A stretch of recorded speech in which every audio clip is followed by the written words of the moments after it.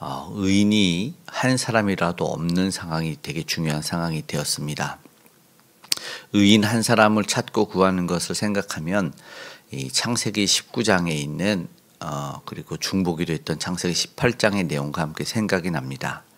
소돔과 고모라가 멸망당해서 없어졌는데 이 소돔과 고모라에 대한 경고는 계속해서 이어집니다. 그러니까 의인이 없는 시대, 의인이 없는 도시, 의인 없는 성읍이 멸망을 당한다는 것이 사실 본보기가 되는데, 오늘 우리는 믿음의 사람으로서 예수님을 믿는, 그래서 의인된 사람으로서 세상에 먼저 어떤 영향력을 끼치고 있는지를 우리가 돌아보길 간절히 원합니다. 물론 스스로가 볼 때는 내가 무언가를 잘해서 이런 게 두드러지고 이야기하고 싶겠지만, 사실은 성경에는 이게 두 가지를 얘기하긴 하지만 의인은 없다 합니다. 스스로 하나님의 의를 충족시킬 사람은 한 명도 없는 게 맞지요. 그래서 다 멸망을 당하고 다 심판을 받을 수밖에 없습니다.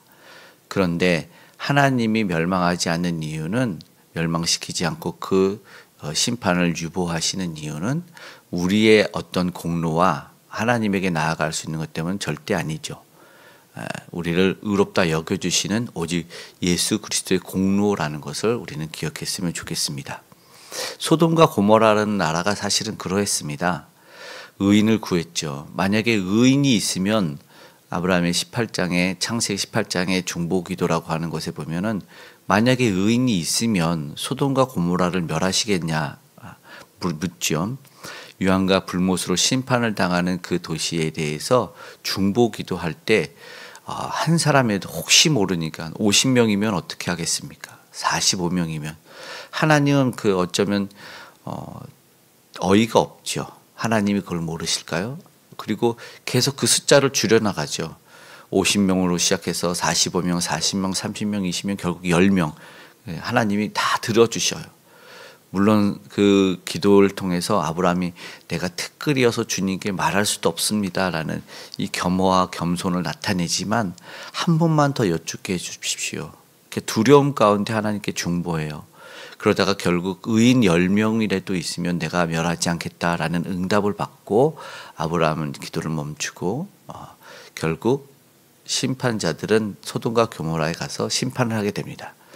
살아난 사람은 사실은 롯이었습니다. 베드로후서 2장에는 의인 한 명은 롯이었다라고 이야기를 합니다. 그러나 이 이후에 보면 롯 때문이 아니라 아브라함의 중보 기도 때문에 롯이 건짐을 받은 것을 보게 됩니다. 그런데 중요한 것은 롯이 의인이라고 했을 때, 그가 창세기 13장에서 아브라함과 헤어져서 잘 보이는 그게 현란한 반짝반짝 잘 살 것 같은 그 좋은 향락의 도시 소돔과 고모라로 선택해서 갔을 때, 그 도시에 자기가 선한 영향력을 못 끼쳤다는 게 중요합니다. 그 도시의 멸망을 가속시키면 모르겠어요. 조금은 늦췄을까? 아니, 구원하지는 절대 못했다는 겁니다.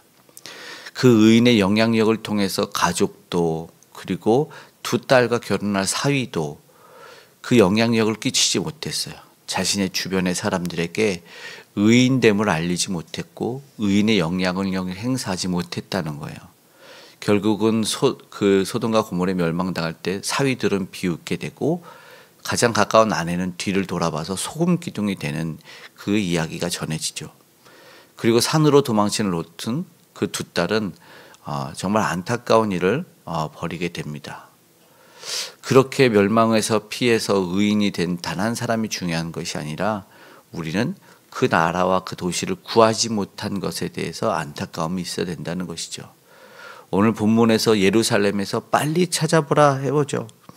너는 거리로 빨리 다니며 넓은 거리에 찾아보고 하라. 그러니까 무슨 말이냐면, 그렇게 많은 사람들 중에서 없다는 거예요. 정의를 행하며 진리를 구하는 사람 한 사람이라도 찾으면 이 성읍을 용서하리라. 하나님이 이렇게 자신 있게 말하는 이유가 무엇입니까? 없어요. 근데 진짜 안타까운 게 무엇이겠습니까? 오늘 우리는 이 안타까운 이 시대 속에서 한 사람에도 없는 것에 대해서 오늘 우리가 한 사람이 되기를 간절히 소망하며 기도해야 되는데 그 한 사람이라도 있다면 멸망당하지 않겠다는 이야기가 되는 거예요. 그래서 선지자가 4절에 말해요. 내가 말하기를 이렇게 말하죠. 이 무리는 비천하고 어리석답니다. 여호와의 길 자기 하나님의 법을 알지 못하니 이 안타까운 이야기를 합니다. 그래서 내가 뭐랍니까? 지도자들에게 가서 5절에 말하리라 그래요. 무슨 말입니까? 결국은 지도자들이 우리 2장에서 1장에서 보았던 그 지도자들은 제사장이고 선지자입니다. 무슨 말입니까? 예배드리고 하나님에게 대한 신앙의 행위는 하는 거예요. 예배 행위는 하지만 의인이 없는 거예요.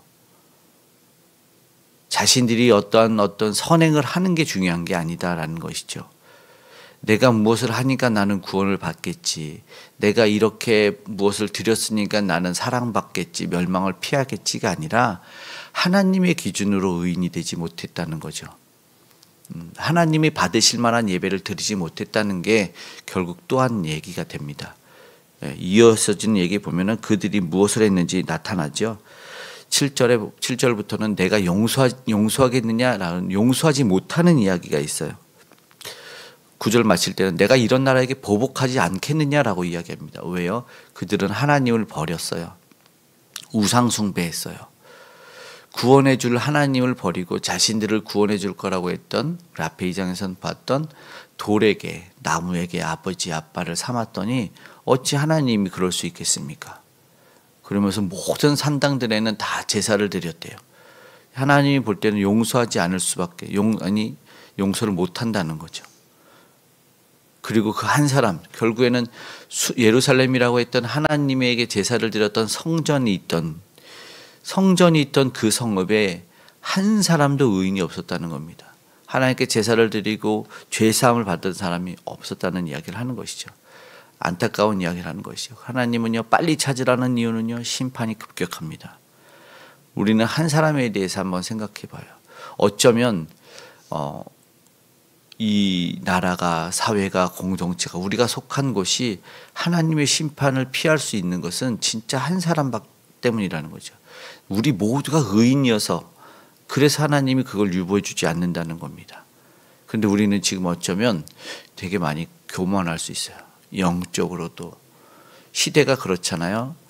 어느 날 CTS 기독교 방송 이런 데 성서학당 이런 데 보니까 아주 잘 가르치는 목사님이 사람들도 많이 따르고 목회도 훌륭하게 해서 사람들이 저분은 정말 의인이겠지. 저분은 정말 대단하겠지. 근데 그날 어느 날부터 그분이 강의를 멈췄어요. 그리고 어떤 루머에 휩싸여. 기독교계에 그런 일들이 생각보다 많이 있어요. 정말 저 사람은 대단한 사람이야 의인이야 했는데 정치인들도 그렇지만 우리는 종교인만 생각해 보면 더 안타까운 거예요. 하나님 잘 믿고 믿음 좋은 사람이다 라고 생각을 해요. 아무도 의심하지 않았어요. 그런데 그 사람이 가장 타락한 큰 범죄를 저질렀어. 그걸 드러났을 때에 대한 충격이 많아요. 물론 이걸 영적으로 해석하는 사람들도 있어요. 사탄이 저런 사람을 무너뜨리면 크게 기독교가 흔들리고 더 예수님의 이름을 한국 교회를 욕먹이니까 그렇게 하는 경우도 있겠지요. 당연히 그들의 영향력 결국 그거예요. 그들의 영향력을 무너뜨리는 사탄의 계략이 뒤에 있고 그러나 우리는 그것을 안다면 그리고 이야기할 수 있다면 누구 한 사람을 이야기하기 전에 내가 먼저 그런 사람이 돼야 된다는 거죠. 예배자를 찾는 게 아니에요. 안타깝지만 정의를 행하며 진리를 구하는 자예요. 진리를 구하는 자. 그냥 진리를 살아가는 자가 아니에요. 하나님은 되게 사실은 이 넓게 준 거예요. 구원의 길을 넓게 제시해 준 거예요. 그런데 안타깝지만 예배자가 아니고요. 우리는 예배자 한 사람에 대한 찬양도 하거든요. 그 한 사람이 내가 되겠다고 해요. 그런데 오늘 지금 우리는 다 남을 탓하고 그래서 멸망의 원인이 내가 의인되지 못함으로 우리가 구원받아서 살고 있다는 게 아니라 저 사람이 악인으로 사는 것에 대해서 더 혈안이 되어 있다는 것을 보게 됩니다. 하나님이 우리에게 어떠한 모습으로 살아가기를 원하는지 사실은 그 한 사람이 되기를 원합니다. 사실 믿음의 공동체는 다 하나님이 거룩한 백성이 되기를 원합니다. 내가 거룩하니 너희도 거룩하라 얘기합니다. 그런데 어느 날부터 우리는 남 탓하기 시작했어요. 그런데 기독교와 다르게 이렇게 천주교는 언제부턴가 사람들이 많이 찾고 따라가는 사람이 됐어요. 거기서 주장해서 스티커 붙였던 게 있어요. 거기는 뭐냐면 내 탓이었죠. 한 사람이 다 내가 잘못했다 말하고 있어요. 그래서 가장 먼저 회개할 사람은 내 옆 사람이 아니라 나라고 얘기를 합니다. 가장 잘못되고 의인되지 못함이 내가 안타까워 회개할 모습이라고, 그래서 내 탓이라고 다 회개하는 모습이 보여지지만 지금 우리는 회개할 마음이 없는 그런 시대가 같아요. 그래서 타인이 하나님의 말씀대로 살지 못하고, 물론 저부터도 그러죠. 누군가에 대해서 안타까워하고 그렇게 살지 못함에 대해서 이야기를 하고 있습니다. 그런 모습 속에서 오늘 우리는 진짜 경건하지 못하는, 진짜 참다운 예배를 드리지 못하는, 진짜 진리대로 행하지 못하는 사람이 내가 아닌가를 돌아봐야 된다는 것이죠.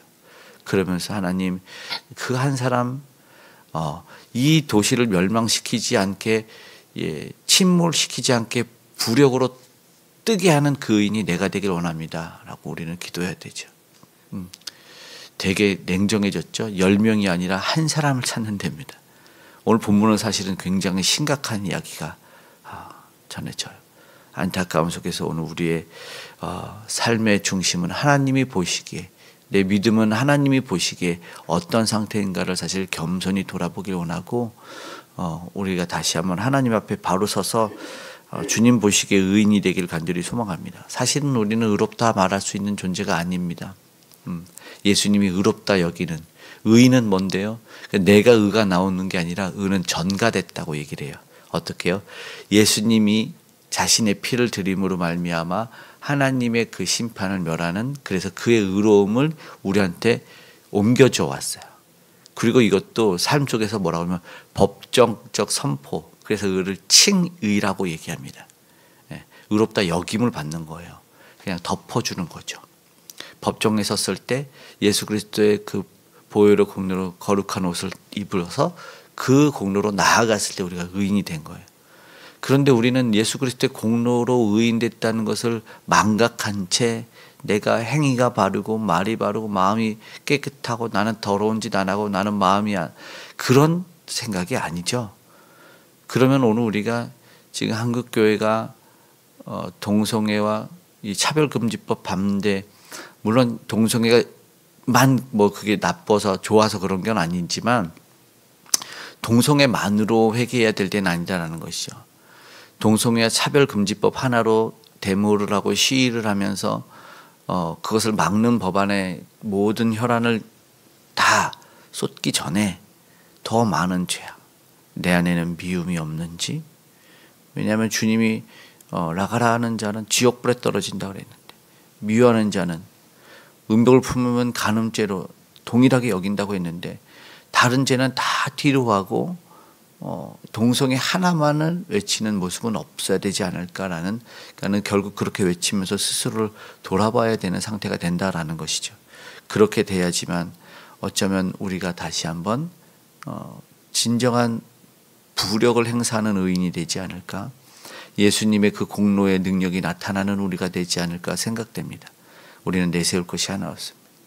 오직 예수 그리스도, 우리가 의인된 한 사람이 되는 이유는 예수 그리스도 그 한 사람 때문이라는 것을 우리가 기억하고, 오늘 우리는 죄악된 모습과 그리고 잘못된 모습을 멈출 수 있기를, 그래서 회복이 임하는, 다시 한번 하나님의 은혜와 사랑이 임할 수 있는 바로 그런 사람이 되길 원합니다. 오늘 우리가 왜 예배하고 기도하고 말씀을 봅니까?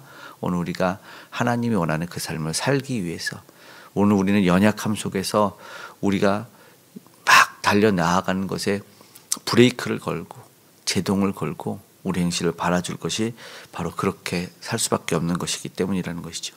근데 하나님은 반드시 우리가 망각하지 말아야 죄값을 반드시 치르게 된다.